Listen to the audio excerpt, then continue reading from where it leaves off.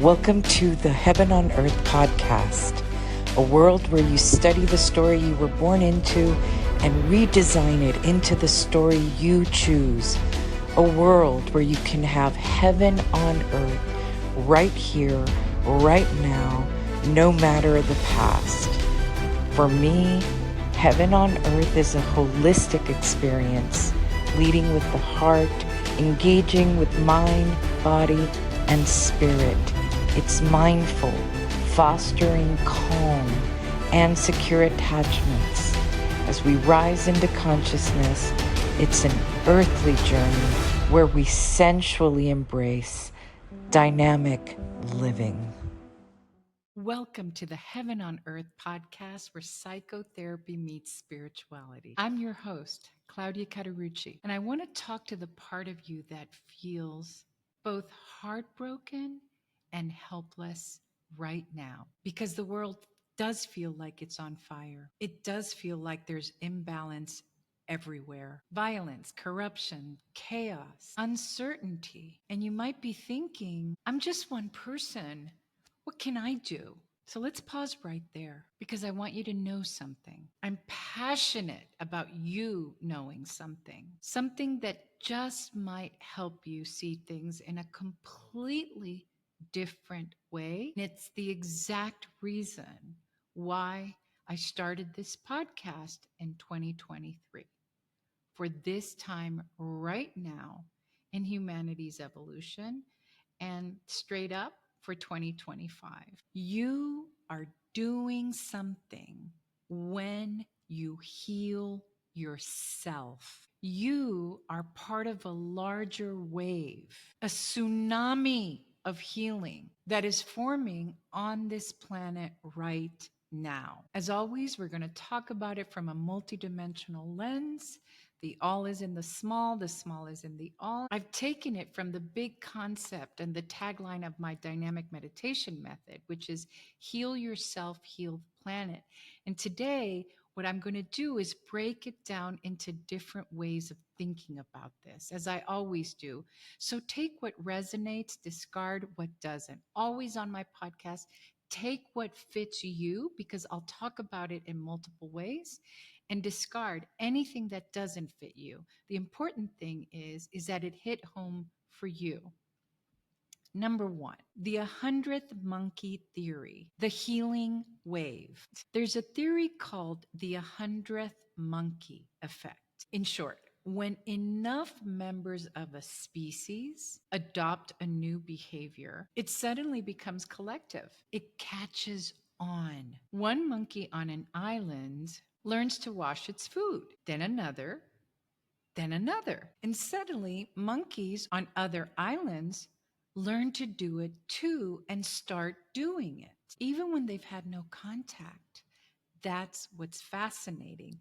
It's not fascinating for the folks who follow this podcast because we know that in the fifth dimension, we are interconnected, that there is a psychic conversation that happens amongst humans that has no words because we are interconnected. That's consciousness catching a wave. Sorry, I had to do that. And history shows us this pattern again and again. One woman refuses to give up her seat, Rosa Parks. One person dares to say, me too. One person decides to stop hitting their kids, or stop drinking, or stop repeating the racism they grew up with.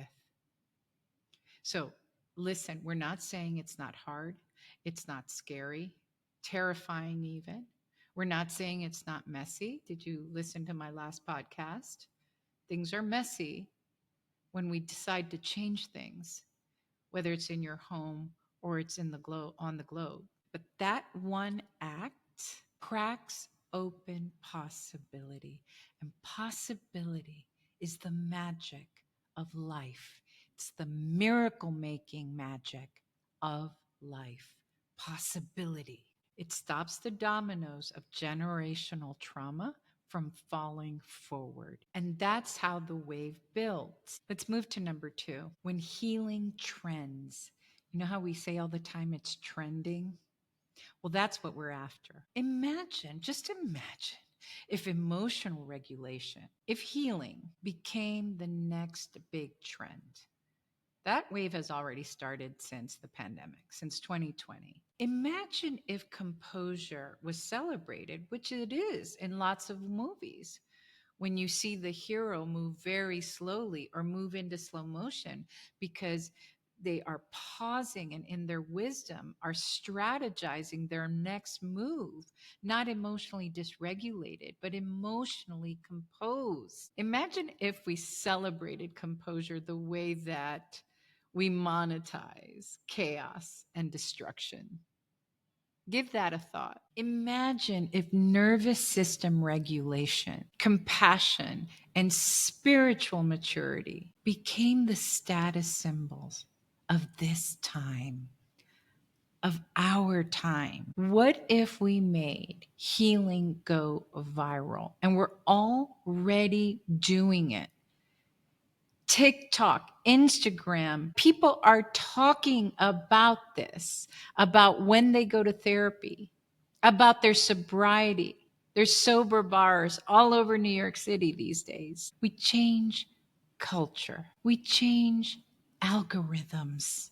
That's why the book, The Empath Leader, the subtitle is Transforming Humanity's Algorithm. So we move from feeding fear into coherence, holistic, mind, body, spirit, heart, coherence. Check out Joe Dispenza's work. Number 3, let's go with mathematical when we move from being outliers into the very middle of the bell curve. Right now, the emotionally mature, the regulated, healing humans are the outliers, slowly inching their way in.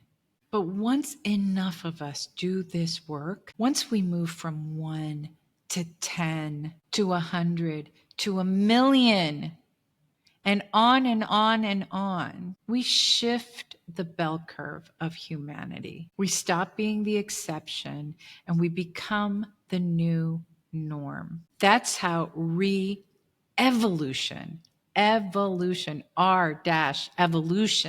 happens. First quietly and internally, then statistically, then exponentially. Number 4, healing is the great anomaly. Think of it. The real rebellion isn't fighting, isn't the war vibe. That has been the trend for generations, for centuries and centuries and centuries of humanity. Domination has been the name of the game. Healing has not. It is the great anomaly. In some ways, going to war is the easy way out. Dominating other humans in our species is the easy way out. It is a great distractor, probably the ultimate avoidance tactic from going inside and doing the real heavy work, the boots on the ground, the trauma trenches of going inside.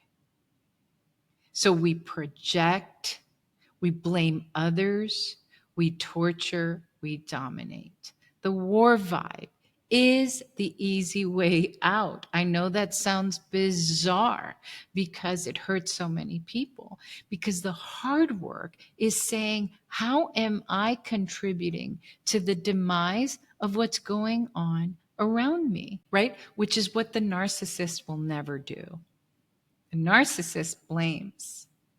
The narcissist projects, because asking oneself, and this is hard, but we're up for it, we're ready, is to say, how am I the contributor to what's happening out there?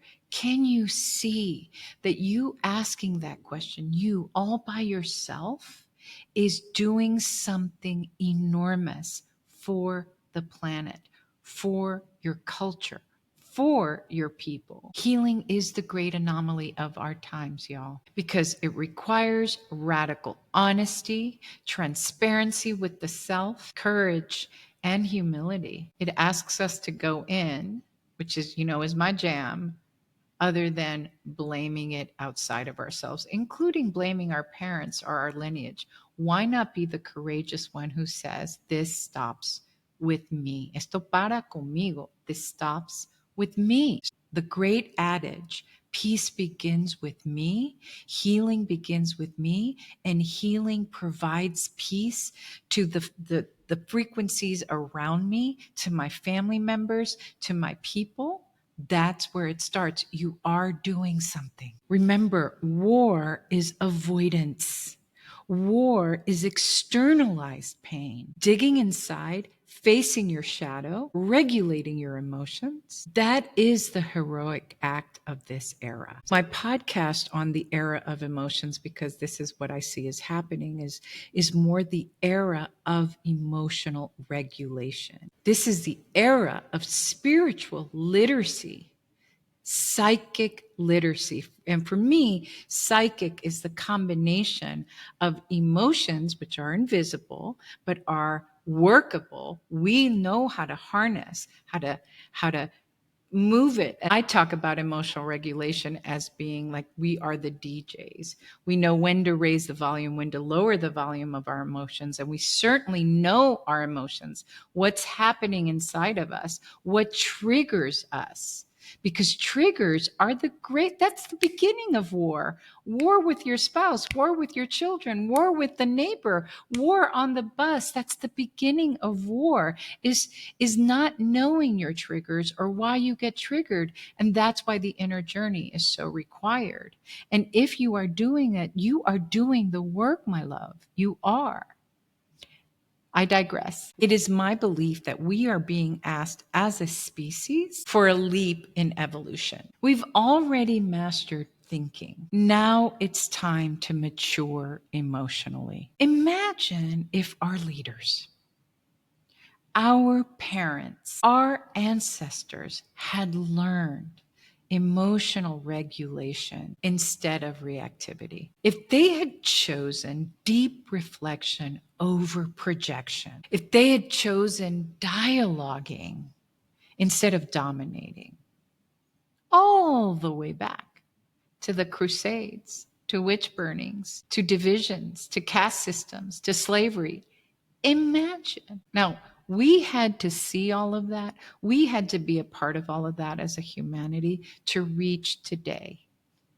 Because there is a karmic lesson at hand, and it requires healing in order for us to change our future. This era, the one that we are living right now, is not about political regulation. It's about emotional regulation, because that's exactly what's going to keep our species alive. I keep beating this drum over and over and over again.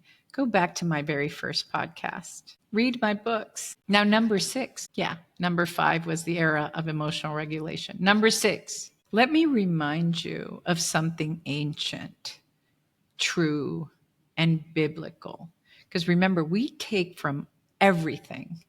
This podcast is multidimensional, so we use multiple sources. We are all parts of one body. In the chapter in the book, Diversity in Humanity, I talk about that. I talk about being a part of the body. In 1 Corinthians 12:12, it says exactly this: we are the parts of one body, of one humanity. Just as the body, though one, has many parts, but all its many parts form one body, so it is with Christ.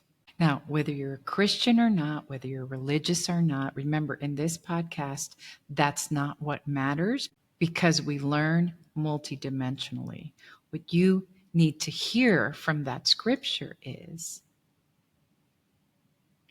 we are the parts of one body, one humanity. When one part heals, the whole body benefits.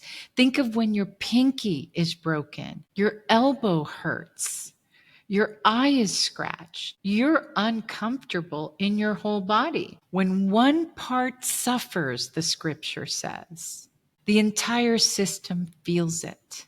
What you do within yourself reverberates. through the collective nervous system. We are one part of the entire body. Some of us are the hands that are feeding the hungry. Yes. Some of us are the voice, speaking truth on podcasts, on stages, in newspapers. Some of us are the heart, the holders of space for grief. Some folks are grounding. Some folks are the nervous system, grounding us in chaos. Some folks are the hermit, praying for the planet. Some folks are the feet, marching on the streets. Some folks are the wallet, donating, giving cash. Can you see that each of us are important? Some folks are the teachers, even if you're a parent, and teaching things to your child, how to name your feelings, how to have empathy, how to be compassionate towards others. When one part of the body heals, the whole body benefits. So no, you're not doing nothing. I've had clients really be despairing asking me that, which is why I immediately, you'll see that it's dark right now. It's because I've had a whole day of sessions, but I just felt the urge to talk about this because folks are feeling like they're not doing anything.